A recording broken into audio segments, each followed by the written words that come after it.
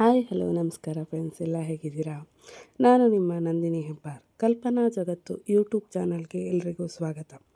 ಬಿಡಿಸಲಾಗದ ಬಂಧ ಅಧ್ಯಾಯ 23. ಕತೆ ಹೇಗಿದೆ ಕೇಳಿ, ಕಡೆಯಲ್ಲಿ ಅಭಿಪ್ರಾಯ ಹೇಳಿ.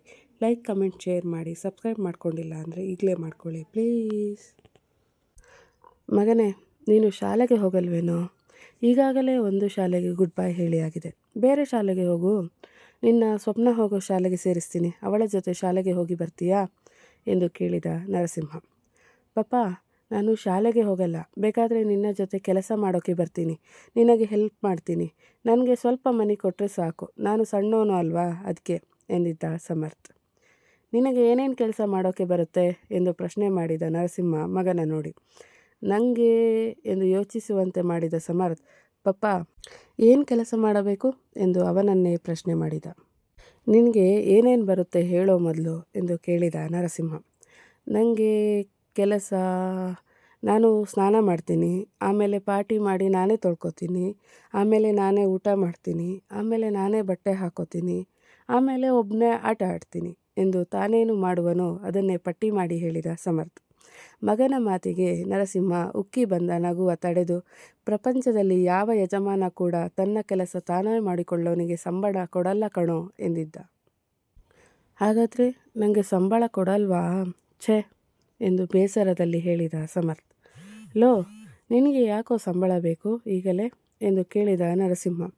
ನನಗೆ ಸಂಬಳ ಸಿಕ್ಕಿದರೆ ಅದನ್ನ ಮಮ್ಮನಿಗೆ ಕೊಡ್ತೀನಿ. ಆಗ ಮಮ್ಮ ಕೆಲಸ ಮಾಡೋದು ಬೇಡ ಅಲ್ವಾ? ಆಮೇಲೆ ಮಮ್ಮ ನನ್ನ ಜೊತೆ ಯಾವಾಗಲೂ ಇರುತ್ತೆ, ನನಗೆ ಊಟ ಮಾಡಿಸುತ್ತೆ, ಸ್ನಾನ ಮಾಡಿಸುತ್ತೆ, ಆಮೇಲೆ ತಾಚಿ ಮಾಡಿಸುತ್ತೆ ಎಂದು ಮುದ್ದಾಗಿ ಹೇಳಿದವನ ಮಾತಲ್ಲಿ ತನ್ನಮ್ಮನ ಎಷ್ಟು ಮಿಸ್ ಮಾಡ್ಕೋತಿದ್ದೀನಿ ಎಂದು ಇಂಡೈರೆಕ್ಟಾಗಿ ಹೇಳುತ್ತಿದ್ದ ಸಮರ್ಥ್. ಮಗನ ಮಾತುಗಳು ನೇರವಾಗಿ ನರಸಿಂಹನ ಹೃದಯವನ್ನೇ ಇರಿದಿತ್ತು. ಆ ಪುಟ್ಟ ಕಂದಮ್ಮನ ಆಲೋಚನೆ ಹೀಗೆ ಆಗೋದಕ್ಕೆ ತಾನೇ ಕಾರಣ ಎಂದು ತನ್ನನ್ನೇ ದೋಷಿಯನ್ನಾಗಿಸಿಕೊಂಡಿದ್ದ. ಈಗ ಪಪ್ಪ ಇದ್ದಾರೆ ಅಲ್ವಾ ಕಂದಮ್ಮ, ನೀನು ಕೆಲಸ ಮಾಡೋದು ಬೇಡ. ಆರಾಮಾಗಿ ನಿನಗೆ ಇಷ್ಟ ಬಂದಾಗೆ ಇರು, ಆಯಿತಾ? ನಿನ್ನ ಪಪ್ಪ ಕೆಲಸ ಮಾಡ್ತಾರೆ, ಮಮ್ಮ ನಿನ್ನ ಜೊತೆಗೆ ಇರ್ತಾರೆ ಎಂದ ನರಸಿಂಹ ಮಗನಿಗೆ ಸಮಾಧಾನ ಮಾಡುತ್ತಲೇ ತನ್ನ ನಿರ್ಧಾರ ಗಟ್ಟಿಯಾಗಿಸಿದ್ದ. ಬೈಕ್ನ ನಿಲ್ಲಿಸಿ ಇಬ್ಬರನ್ನು ಕೆಳಗೆ ಇಳಿಸಿದ ನರಸಿಂಹ. ತಾವು ಬಂದಿರುವ ಜಾಗ ನೋಡಿಯೇ ಅದೇನೊಂದು ಅರಿತ ಸಮರ್ಥ್, ಪಪ್ಪ ನಾವು ಆಸ್ಪತ್ರೆಗೆ ಯಾಕೆ ಬಂದಿದ್ದು? ಯಾರಿಗೆ ಚುಚ್ಚಿ ಮಾಡಿಸೋಕೆ ಎಂದು ಕೇಳಿದ. ಬಾ ಹೇಳ್ತೀನಿ ಎಂದ ನರಸಿಂಹ ಇಬ್ಬರು ಮಕ್ಕಳನ್ನು ಎರಡು ಕೈನಲ್ಲಿ ಹಿಡಿದು ಒಳಗೆ ನಡೆದ. ಆಸ್ಪತ್ರೆಯ ಬಾಗಿಲಲ್ಲಿಯೇ ನರಸಿಂಹನ ಹಾದಿ ಕಾಯುತ್ತಿದ್ದವ, ಸರ್ ಮಕ್ಕಳು ಎಂದು ರಾಗ ಎಳೆದರೆ, ಯಾವ ವಾರ್ಡ್ ಎಂದು ಗಂಭೀರವಾಗಿ ಪ್ರಶ್ನೆ ಮಾಡಿದ್ದ ನರಸಿಂಹ. Special ward A5 ಎಂದಿದ್ದನವ. ಮಕ್ಕಳ ಸಮೇತ ಆ ವಾರ್ಡ್ ಮುಂದೆ ಹೋದವ ಒಮ್ಮೆ ಜೋರಾಗಿ ನಿಟ್ಟುಸಿರು ಬಿಟ್ಟು ಬಾಗಿಲು ನೂಕಿ ಒಳಗೆ ನಡೆದರೆ ಅದಾಗಲೇ ಅಲ್ಲಿ ಮೂವರಿದ್ದರು. ಬೆಡ್ ಮೇಲೆ ಆರಿದ್ರ ಮಲಗಿದ್ದರೆ ಅವಳ ಪಕ್ಕದಲ್ಲಿ ಡಾಕ್ಟರ್ ಹಾಗೆ ಪೊಲೀಸ್ ಕಮಿಷನರ್ ಕೂಡ ಇದ್ದರು. ಒಳಗೆ ಬಂದ ಸಮರ್ಥ್ ಬೆಡ್ ಮೇಲೆ ಮಲಗಿದ್ದ ತನ್ನಮ್ಮನ ನೋಡಿ ಮಮ್ಮ ಎಂದು ಚೀರುತ್ತಾ ಓಡಿ ಅವಳ ಬಳಿಗೆ ಹೋದರೆ, ಮಗನ ನೋಡಿದವಳು ತಕ್ಷಣವೇ ಅವನ ಹಿಂದೆಯೇ ಬಂದ ನರಸಿಂಹನ ದುರುಗುಟ್ಟಿ ನೋಡಿದಳು. ನೀನು ಗುರಾಯಿಸಿದರೆ ನಾನೇನು ಸುಟ್ಟು ಹೋಗಲ್ಲ ಬಿಡು. ಡಾಕ್ಟರ್, ಕಂಡೀಷನ್ ಹೇಗಿದೆ ಎಂದು ನೇರವಾಗಿ ಪ್ರಶ್ನೆ ಮಾಡಿದ ನರಸಿಂಹ. ನೀವು ಎಂದು ರಾಗ ಎಳೆದರು ಡಾಕ್ಟರ್. ಬೆಡ್ ಮೇಲೆ ಇರೋ ಪೇಷಂಟ್ಗೆ ತಾಳಿ ಕಟ್ಟಿರೋ ಗಂಡ. ಹೇಳಿ ಏನಾಗಿದೆ ಎಂದು ಕೇಳಿದ ನರಸಿಂಹ ತುಸು ಒರಟಾಗಿ. ಗುಂಡೇಟು ಕೈಗೆ ಬಿದ್ದಿರೋ ಕಾರಣ ಕೈ ಫ್ರಾಕ್ಚರ್ ಆಗಿದೆ. 1 ತಿಂಗಳು ಆದರೂ ಕೈ ಹೀಗೆ ಇರಬೇಕು ಎಂದರು ಡಾಕ್ಟರ್. ನೀನೇನು ಅಂದ್ಕೊಂಡಿದ್ಯಾ? ಹೀಗೆ ಸ್ಟ್ರಿಂಗ್ ಆಪರೇಷನ್ಗೆ ನೀನು ಹೋಗೋ ಅವಶ್ಯಕತೆ ಏನಿತ್ತು? ಅದು ಯಾವ ಸೇಫ್ಟಿ ಕೂಡ ಇಲ್ಲದೆ ಎಂದು ರೇಗಿದ ನರಸಿಂಹ.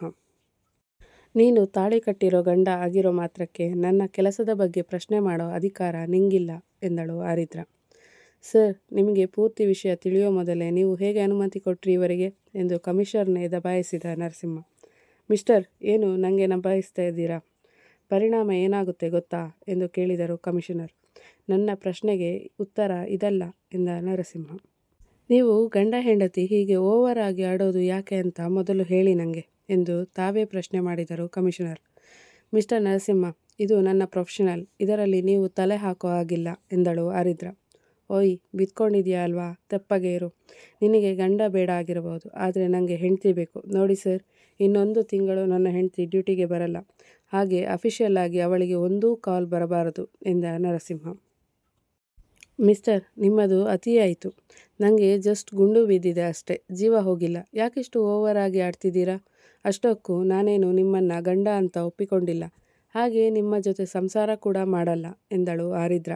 ಚುಪ್ ಅಂದರೆ ಚುಪ್ ಅಷ್ಟೇ, ಇಲ್ಲೇ ಲಿಪ್ ಲಾಕ್ ಮಾಡಿಬಿಡ್ತೀನಿ, ಮಾತಾಡೋಕ್ಕೆ ಆಗದ ಹಾಗೆ, ಗೊತ್ತಾಯ್ತಾ ಎಂದು ಬೆರಳು ತೋರಿಸಿ ನುಡಿದ ನರಸಿಂಹ. ಸರ್, ನೀವು ಹೊರಡಿ ಎಂದು ಹೇಳಿದ ಕಮಿಷನರ್ನ ನೋಡಿ. ನರಸಿಂಹನ ಮಾತಿಗೆ ಟೇಕ್ ಕೇರ್ ಆರಿದ್ರ ಎಂದು ಹೇಳಿ ಅಲ್ಲಿಂದ ನಡೆದರು ಕಮಿಷನರ್. ಏಯ್, ನೀನು ಏನಂದ್ಕೊಂಡಿದ್ಯಾ? ಕಮಿಷನರ್ ಹತ್ರನೇ ಹೀಗೆಲ್ಲ ಮಾತಾಡ್ತೀಯ ಅಲ್ವಾ? ಇದರ ಪರಿಣಾಮ ಏನಾಗುತ್ತೆ ಗೊತ್ತಿದೆಯಾ ಎಂದು ರೇಗಿದಳು ಆರಿದ್ರ. ಗೊತ್ತಿಲ್ಲ, ಆದರೆ ಈಗ ನೀನು ತೆಪ್ಪಗೆ ಮಲಗಿಲ್ಲ ಅಂದರೆ ಪರಿಣಾಮ ಮಾತ್ರ ನಾನು ಆಗಲೇ ಹೇಳಿದ್ದೇ ಆಗುತ್ತೆ, ಅರ್ಥ ಆಯ್ತಾ ಎಂದು ಹೇಳಿದ ನರಸಿಂಹ ಪೋಲಿಯಂತೆ ಕಣ್ಣು ಮಿಟಕಿಸಿದರೆ ಅವನ ಮಾತುಗಳ ನೆನೆದು ಉಗುಳು ನುಂಗಿ ಸುಮ್ಮನಾದಳು ಆರಿದ್ರ. ಮಮ್ಮ, ನಿನಗೆ ಏನಾಗಿದೆ ಎಂದು ಮುದ್ದಾಗಿ ಕೇಳಿದ ಸಮರ್ಥನ ಮೊಗದಲ್ಲಿ ಸಣ್ಣ ಭಯವಿತ್ತು. ಇಷ್ಟು ಹೊತ್ತು ಅಪ್ಪನ ರೇಗಾಟ ಕಂಡಿದ್ದಾನಲ್ಲ. ನನಗೆ ಸಣ್ಣ ಬಬ್ಬು ಆಗಿದೆ ಪುಟ್ಟ ಎಂದು ನಗುತ್ತಾ ಉತ್ತರಿಸಿದಳು ಆರಿದ್ರ. ಅತ್ತೆ, ನಿನಗೆ ಗುಡ್ಡು ಬಿದ್ದಿದೆ ಅಂತೆ, ಹೌದಾ? ನೀವು ಕೂಡ ಮಾಮನ ಹಾಗೆ ಡಿಶುಮ್ ಡಿಶುಮ್ ಮಾಡಿದ್ರಾ ಎಂದು ಕಣ್ಣರಳಿಸಿ ಕೇಳಿದಳು ಚೋಟ್ಮೆಣಸಿನಕಾಯಿ ಸ್ವಪ್ನ. ಹೌದು, ಯಾಕೆ, ನೀನು ಬರ್ತಿದ್ಯಾ ನನ್ನ ಜೊತೆಗೆ ಎಂದು ಕೇಳಿದಳು ಆರಿದ್ರ. ಮಮ್ಮ, ನಾನು ಬರ್ತಿದ್ದೆ, ಅವರಿಗೆಲ್ಲ ಡಿಶುಮ್ ಡಿಶುಮ್ ಮಾಡ್ತಿದ್ದೆ ಎಂದು ನಿಂತಲ್ಲೇ ಕೈಯಾಡಿಸಿ ತೋರಿಸಿದ ಸಮರ್ಥ್. ಹ್ಞೂ ಕಣೋ, ಮಾಡ್ತಿದ್ದೆ. ಆಮೇಲೆ ನಿನ್ನಮ್ಮನ ಪಕ್ಕ ನಿನಗೂ ಬೆಡ್ ಬೇಕಿತ್ತು ಅಷ್ಟೇ. ಸುಮ್ಮನೆ ಇಲ್ಲೇ ಇರಿ, ನಾನು ಹೋಗಿ ಡಾಕ್ಟರ್ ಹತ್ತಿರ ಮಾತನಾಡಿ ಬರ್ತೀನಿ, ಆಮೇಲೆ ಮನೆಗೆ ಹೋಗೋಣ ಎಂದ ನರಸಿಂಹ.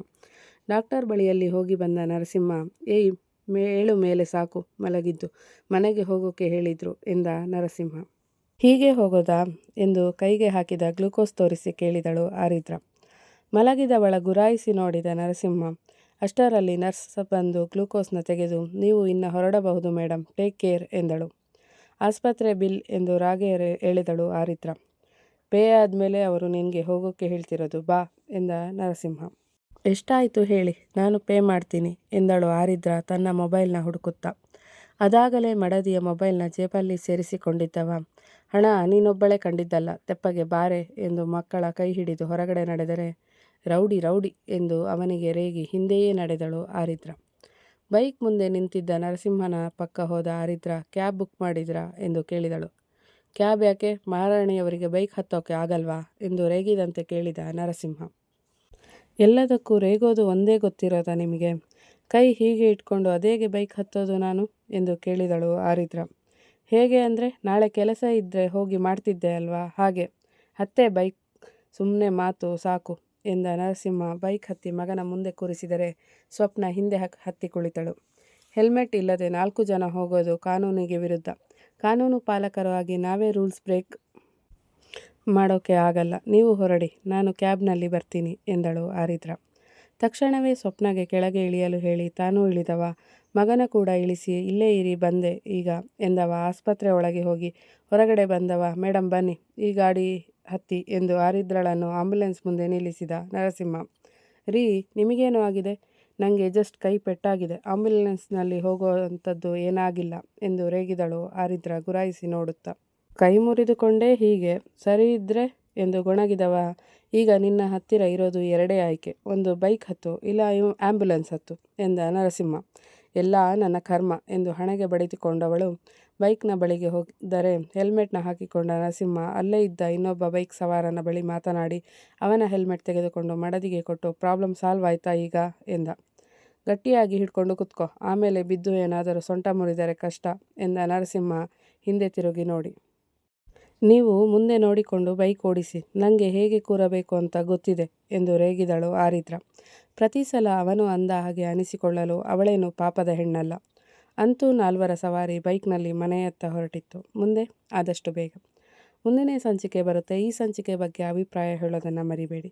ಲೈಕ್, ಕಮೆಂಟ್, ಶೇರ್ ಮಾಡಿ. ಸಬ್ಸ್ಕ್ರೈಬ್ ಮಾಡ್ಕೊಂಡಿಲ್ಲ ಅಂದರೆ ಈಗಲೇ ಮಾಡ್ಕೊಳ್ಳಿ ಪ್ಲೀಸ್.